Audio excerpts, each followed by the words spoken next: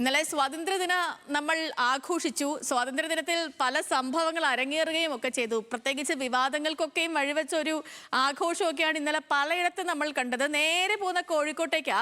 കോഴിക്കോട് കോർപ്പറേഷനിൽ ഒരേ സമയം ദേശീയ ഗാനവും വന്ദേ മാതരവും ആലപിച്ചതിൽ നിയമവശം പരിശോധിച്ച ശേഷം തുടർ നടപടികൾ സ്വീകരിക്കുമെന്നാണ് പോലീസ് പറയുന്നത്. ഈ വിഷയവുമായി ബന്ധപ്പെട്ട് നിലവിൽ 5 പരാതികൾ പോലീസിന് ലഭിച്ചിട്ടുണ്ട്. ദേശീയ ഗാനത്തെ അപമാനിച്ച BJP കൗൺസിലർമാർക്കെതിരെ നടപടി വേണമെന്നാവശ്യപ്പെട്ടുകൊണ്ട് UDF-ന് പുറമെ DYFIയും പോലീസിനെ സമീപിച്ചിട്ടുണ്ട്. സരീഷ് PK ഈ വാർത്തയുടെ വിശദാംശങ്ങളുമായി നമുക്കൊപ്പം കോഴിക്കോട് നിന്നും തത്സമയം ചേരുന്നു. Sareesh, good morning. ശരിക്കും പറയുകയാണെങ്കിൽ ഒരു സാധാരണക്കാരനെ സംബന്ധിച്ചിടത്തോളം ഇന്നലെ കോഴിക്കോട് കോർപ്പറേഷനിൽ കണ്ടത് ദേശീയ ഗാനത്തെയും ദേശീയ ഗീതത്തെയും ഒക്കെ അപമാനിക്കുന്ന നടപടിയാണ്. ഇപ്പം ഇതിൽ നിയമ നടപടികളിലേക്ക് പോലീസ് കടക്കുമ്പോൾ അവർക്ക് മുന്നിലുള്ള പ്രശ്നങ്ങൾ എന്തൊക്കെയാണ്? ഒപ്പം DYFIയുടെ പരാതിയിൽ പറഞ്ഞിരിക്കുന്ന കാര്യങ്ങൾ എന്തൊക്കെയാണ് സരീഷ്? Sethu, good morning. കേട്ടുകേൾവിയില്ലാത്ത ഒരു സന്ദർഭം അതായിരുന്നു ഇന്നലെ കോഴിക്കോട് കോർപ്പറേഷനിൽ നടന്നത്. ദേശീയ ഗാനവും ദേശീയ ഗീതവും ഒക്കെ ഒരേ സമയം ആലപിക്കുന്നു. അത് പരസ്പരം ചേരിപ്പോര് എന്ന രീതിയിലൊക്കെ പറയാവുന്ന രീതിയിലേക്കായിരുന്നു കാര്യങ്ങൾ പോയത്. കാരണം കോർപ്പറേഷൻ മേയറും ഡെപ്യൂട്ടി മേയറും LDF കൗൺസിലർമാരും ജനഗണമന ചൊല്ലുമ്പോൾ BJP കൗൺസിലർമാർ ഒരു ഭാഗത്ത് വന്ദേ മാതരം ചൊല്ലുന്നു.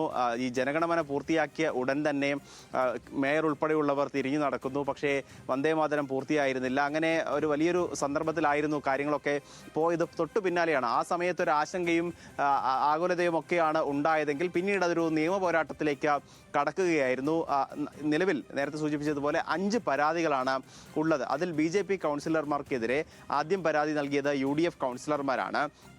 UDF കൗൺസിലർമാരുടെ പരാതിയുണ്ട്. അതോടൊപ്പം തന്നെ യൂത്ത് കോൺഗ്രസും DYFIയും അതോടൊപ്പം ഈ MLA DCC പ്രസിഡന്റ് MLA എന്ന രീതിയിൽ പ്രവീൺ കുമാർ കൂടി പരാതി നൽകിയിട്ടുണ്ട്. അങ്ങനെ BJP കൗൺസിലർമാർക്കെതിരെ ദേശീയ ഗാനത്തെ അല്ലെങ്കിൽ ദേശീയ ഗീതത്തെ അപമാനിച്ചു എന്ന രീതിയിൽ വന്ദേ മാതരം ചൊല്ലി, അതായത് ജനഗണമന ചൊല്ലുന്നതിനിടയിൽ തന്നെ അതിനെ അപമാനിച്ചുകൊണ്ട് വന്ദേ മാതരം ചൊല്ലി അവർക്കെതിരെ കൗൺസിലർമാർക്കെതിരെ നടപടി ആവശ്യപ്പെട്ട് 4 പരാതികളാണ് കമ്മീഷണർക്ക് ലഭിച്ചിരിക്കുന്നത്.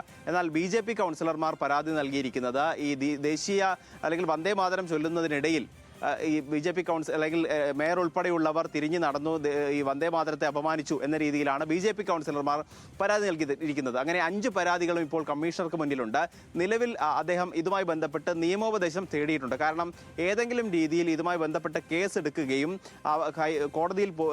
കോടതിയിലേക്ക് കാര്യങ്ങൾ എത്തുകയും ചെയ്താൽ പിന്നീട് അത് തിരിച്ചെടുക്കാൻ സാധിക്കാത്തൊരു സാഹചര്യത്തിലേക്ക് പോകും. അങ്ങനെ ഏതെങ്കിലും രീതിയിൽ പോലീസിന്റെ ഭാഗത്ത് വീഴ്ചയുണ്ടായിട്ടുണ്ട് അല്ലെങ്കിൽ ഇതിന് കേസെടുക്കാനാകില്ല എന്ന് കണ്ടെത്തിയാൽ അത് പിന്നീട് ഒരു നാണക്കേടും പിന്നീട് അത് രാഷ്ട്രീയ ആയുധവും ഒക്കെയായി മാറുന്ന ഒരു സാഹചര്യമുണ്ട്. അതുകൊണ്ട് തന്നെ കൃത്യമായൊരു പരിശോധന നടത്തും എന്നാണ് ഇന്നലെ കമ്മീഷണർ അറിയിച്ചിരിക്കുന്നത്. അതിൽ പ്രധാനമായും പറയുന്നത് എന്താണ് ആദ്യം ആരംഭിച്ചത്, അതായത് ജനഗണമനയാണോ അതോ വന്ദേ മാതരമാണോ ആദ്യം പാടി തുടങ്ങിയത് എന്ന് പരിശോധിക്കും എന്നുള്ളതാണ്. പക്ഷേ ഇന്നലെ നമ്മൾ കണ്ടിട്ടുള്ളതാണ് ജനഗണമന മേയർ ഉൾപ്പെടെയുള്ളവർ പാടി തുടങ്ങിയതിന് ശേഷം മാത്രമാണ് വന്ദേ മാതരം ആലപിച്ചു തുടങ്ങിയത്. അപ്പോൾ അത് സ്വാഭാവികമായും അത്തരത്തിൽ ജനഗണമനയെ അപമാനിക്കുന്ന രീതിയിൽ ആണ് BJP കൗൺസിലർമാർ ചെയ്തത് എന്ന തെളിവുകൾ ലഭിക്കുകയാണെങ്കിൽ സ്വാഭാവികമായും പോലീസിന് കേസെടുക്കാനാകും. അതിന്റെ വീഡിയോ ദൃശ്യങ്ങൾ ഉൾപ്പെടെ പരിശോധിച്ചു വരികയാണ്. അതിനുശേഷമായിരിക്കും കമ്മീഷണറുടെ നിർദ്ദേശപ്രകാരം പോലീസ് കേസെടുക്കുക.